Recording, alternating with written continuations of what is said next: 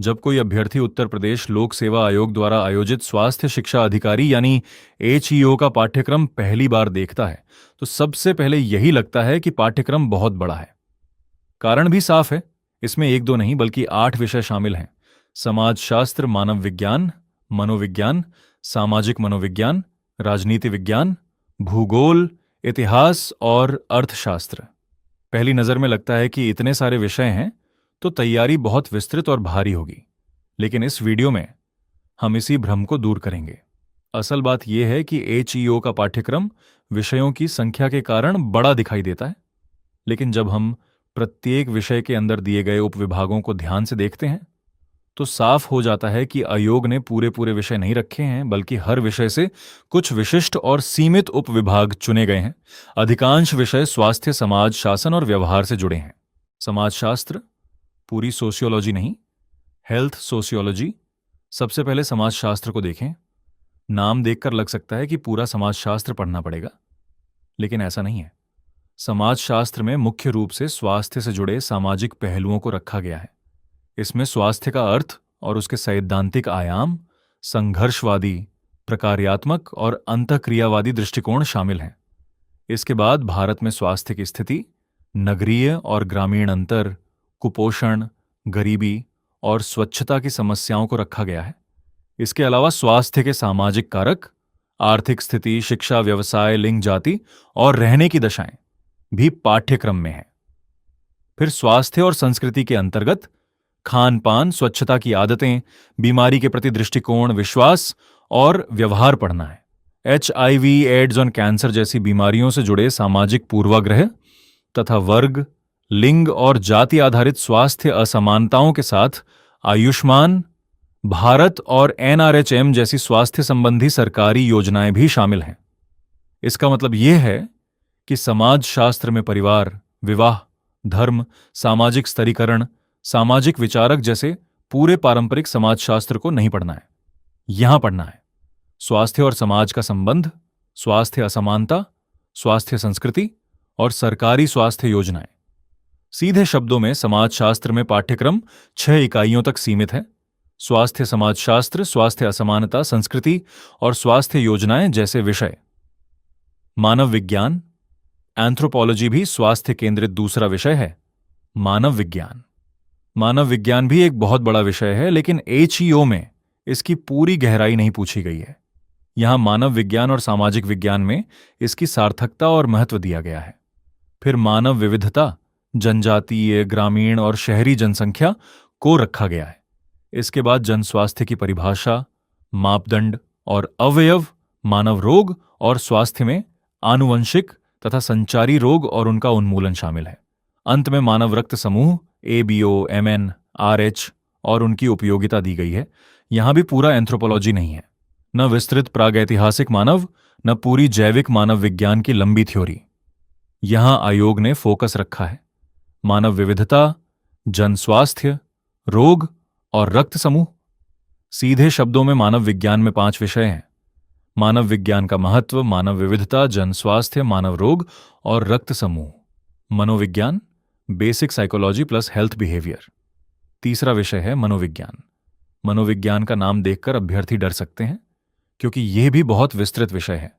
लेकिन एचईओ में इसकी सीमा स्पष्ट है। इसमें मनोविज्ञान का अर्थ, विधियां, विषय क्षेत्र, लक्ष्य, आनुवंशिकता और पर्यावरण, प्रत्यक्षीकरण का अर्थ और नियम शामिल हैं।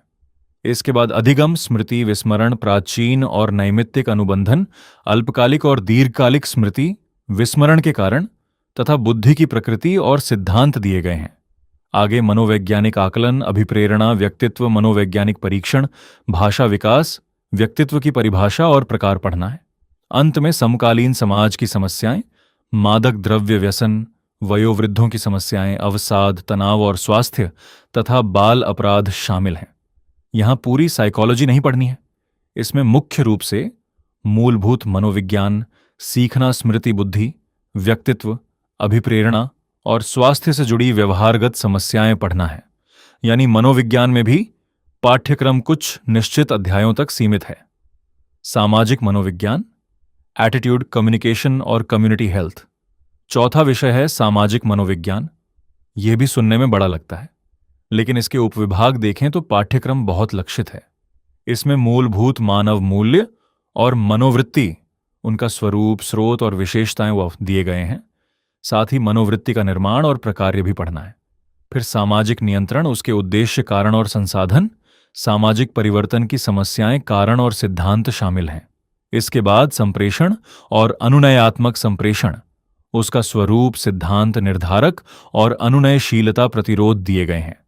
सामाजिक अंतःक्रिया, अंतःवैयक्तिक आकर्षण, सामुदायिक स्वास्थ्य, परामर्श, योग और स्वास्थ्य भी इसी विषय में रखे गए हैं। यहां पूरा सोशल साइकोलॉजी नहीं है। इसमें जिन टॉपिक को पढ़ना है, मूल्य, दृष्टिकोण, सामाजिक नियंत्रण, सामाजिक परिवर्तन, संचार, परामर्श, सामुदायिक स्वास्थ्य और योग। एचईओ के रोल को देखें तो ये टॉपिक बहुत महत्वपूर्ण है, क्योंकि स्वास्थ्य शिक्षा अधिकारी को लोगों के व्यवहार, विश्वास, दृष्टिकोण और संचार प्रक्रिया को समझना होता है। राजनीति विज्ञान, पूरी पॉलिटिकल साइंस नहीं, इंडियन पॉलिटी प्लस गवर्नेंस 5वां विषय है राजनीति विज्ञान। यह विषय भी बहुत व्यापक है, लेकिन एचईओ के पाठ्यक्रम में इसे सीमित तरीके से रखा गया है। इसमें भारतीय संविधान की प्रस्तावना, मौलिक अधिकार, राज्य नीति के निर्देशक सिद्धांत और मौलिक कर्तव्य शामिल हैं। इसके बाद सरकार और राजनीति में संसद और राज्य विधानमंडल के कार्य, शक्ति और विशेषाधिकार दिए गए हैं। कार्यपालिका के अंतर्गत राष्ट्रपति, प्रधानमंत्री, मंत्रिपरिषद, राज्यपाल और मुख्यमंत्री पढ़ना है। न्यायपालिका में सर्वोच्च न्यायालय और उच्च न्यायालय की संरचना और शक्ति शामिल है। इसके बाद स्थानीय स्वशासन में पंचायती राज और नगर पालिकाएं, संवैधानिक निकायों में निर्वाचन आयोग, वित्त आयोग, संघ लोक सेवा आयोग और भारत के नियंत्रक एवं महालेखा परीक्षक दिए गए हैं। अंत में शासन और सार्वजनिक नीति के अंतर्गत सामाजिक क्षेत्र के विकास में सरकार, गैर सरकारी संगठन और नागरिक समाज संगठनों की भूमिका शामिल है। यहां राजनीतिक सिद्धांत, अंतर्राष्ट्रीय राजनीति या पूरी पॉलिटिकल साइंस नहीं पढ़नी है। मुख्य रूप से पढ़ना है इंडियन पॉलिटी की बुनियादी संरचना, कॉन्स्टिट्यूशनल बॉडीज, लोकल गवर्नेंस और सोशल सेक्टर गवर्नेंस। यानी राजनीति विज्ञान में भी पाठ्यक्रम सीमित है, संविधान, शासन और सामाजिक क्षेत्र की सार्वजनिक नीति तक। भूगोल, जनरल जियोग्राफी नहीं, हेल्थ जियोग्राफी 6ठा विषय है भूगोल। भूगोल को देखकर भी अभ्यर्थियों को लग सकता है कि भारत का भूगोल, विश्व भूगोल, भौतिक भूगोल, आर्थिक भूगोल सब पढ़ना पड़ेगा, लेकिन एचईओ में ऐसा नहीं है। यहां स्वास्थ्य भूगोल का अर्थ और महत्व, मानव स्वास्थ्य और रोगों को प्रभावित करने वाले भौगोलिक कारक, भौतिक, सामाजिक, आर्थिक और पर्यावरणीय दिए गए हैं। इसके बाद पर्यावरणीय अवनयन और प्राकृतिक आपदाओं का मानव स्वास्थ्य पर प्रभाव और उनका प्रबंधन शामिल है। आगे आनुवंशिक, संचारी और गैर संचारी रोगों का वर्गीकरण, भूख और कुपोषण का भूगोल, खाद्य सुरक्षा, विश्व और भारत में प्रमुख रोगों के वितरण का प्रतिरूप तथा भारत की स्वास्थ्य देखभाल योजना और नीतियां दी गई हैं। यहां पूरा भूगोल नहीं है, पढ़ना है हेल्थ जियोग्राफी, डिजीजेस का spatial distribution, malnutrition, food security, environmental health and health planning. वस्तुतः भूगोल का हिस्सा भी स्वास्थ्य केंद्रित है। इतिहास, सिलेक्टेड हिस्ट्री, पूरा इतिहास नहीं, 7वां विषय है इतिहास। इतिहास ऐसा विषय है जिसे देखकर कई अभ्यर्थी सबसे ज्यादा डरते हैं, क्योंकि इसका विस्तार प्राचीन, मध्यकालीन, आधुनिक और विश्व इतिहास तक जाता है। लेकिन एचईओ के पाठ्यक्रम में इतिहास को बहुत चयनित तरीके से रखा गया है। इसमें वैदिक साहित्य, मौर्य और कुषाण कालीन कला, स्तूप और मंदिर स्थापत्य शामिल हैं। आधुनिक भारतीय इतिहास में विशेष रूप से स्वतंत्रता संघर्ष से जुड़ी महत्वपूर्ण घटनाएं दी गई हैं। स्वतंत्रता के बाद भारतीय रियासतों का विलय और राज्यों का पुनर्गठन भी पढ़ना है।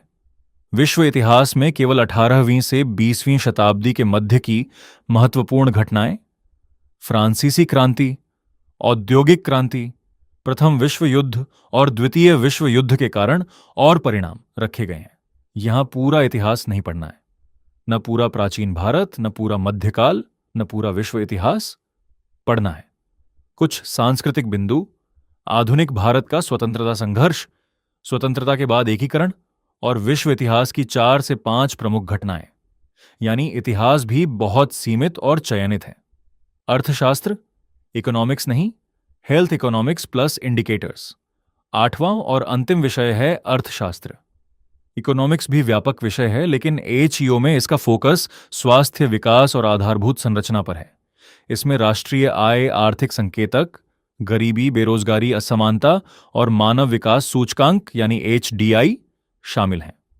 फिर स्वास्थ्य सुरक्षा संबंधी वस्तुओं के प्रकार, क्षेत्रीय संरचना में स्वास्थ्य और शिक्षा की भूमिका दी गई है। आगे जनांकिकी में जनसंख्या, ग्रामीण शहरी प्रवासन और स्वास्थ्य सेवाएं, कुपोषण और उसके प्रकार, पर्यावरणीय स्वास्थ्य शामिल हैं। स्वास्थ्य शासन में नीति आयोग, पंचायती राज संस्थाओं और शहरी स्थानीय निकायों की भूमिका दी गई है। अंत में स्वास्थ्य सुरक्षा की आधारभूत संरचना, स्वास्थ्य सुविधा केंद्र, ग्रामीण स्वास्थ्य कार्यबल, डिजिटल और मोबाइल स्वास्थ्य अवसंरचना पढ़ना है। यहां माइक्रो इकोनॉमिक्स, मैक्रो इकोनॉमिक्स की लंबी थ्योरेटिकल तैयारी नहीं चाहिए, पढ़ना है।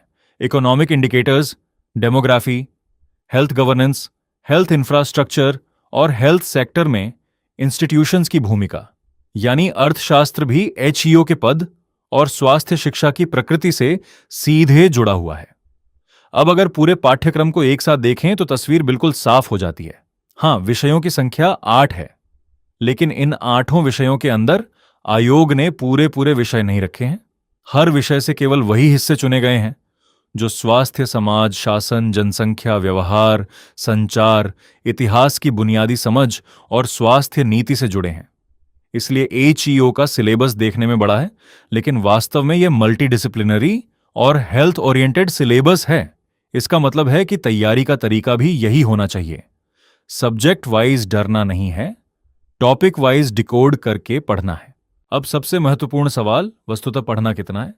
समाज शास्त्र में पूरा समाज शास्त्र नहीं, केवल हेल्थ सोशियोलॉजी। मानव विज्ञान में पूरा एंथ्रोपोलॉजी नहीं, केवल human diversity, public health, diseases और ब्लड ग्रुप।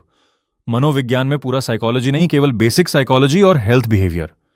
सामाजिक मनोविज्ञान में केवल attitude, communication, counselling, community health और योगा हेल्थ। राजनीति विज्ञान में पूरा पॉलिटिकल साइंस नहीं, केवल इंडियन पॉलिटी, गवर्नेंस और सोशल सेक्टर पॉलिसी। भूगोल में पूरा ज्योग्राफी नहीं, केवल हेल्थ ज्योग्राफी और डिजीज डिस्ट्रीब्यूशन। इतिहास में पूरा इतिहास नहीं, केवल selected ancient culture, freedom struggle, post independence integration और कुछ वर्ल्ड हिस्ट्री इवेंट्स। अर्थशास्त्र में पूरा इकोनॉमिक्स नहीं, केवल इंडिकेटर्स, डेमोग्राफी, हेल्थ गवर्नेंस और हेल्थ इंफ्रास्ट्रक्चर।